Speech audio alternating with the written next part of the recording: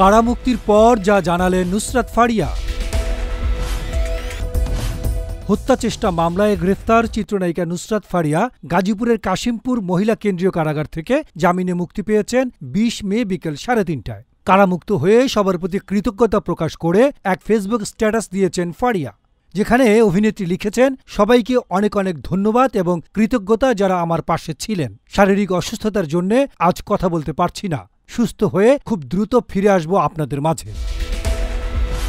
বিগত ২ দিন নিজের জীবনের সবচেয়ে কঠিন সময় পার করেছেন জানিয়ে ফারিয়া লিখেছেন, জীবনের সবচেয়ে মুমূর্ষময় সময় পার করেছি এই ২টা দিন। মানসিকভাবে খুবই ভেঙে পড়েছিলাম, তবে এই সময়টাতে যারা সর্বক্ষণ আমার পাশে ছিলেন সেসব মানুষদের মন থেকে কৃতজ্ঞতা জানাতে চাই। আমার সহকর্মী থেকে শুরু করে ইন্ডাস্ট্রির সবাই, এমনকি আপামর সাধারণ মানুষ যারা আমার হয়ে কথা বলেছেন, ন্যায়ের পক্ষে কথা বলেছেন, পাশে থেকেছেন, তাদের এই সাপোর্ট আমি আজীবন মনে রাখব।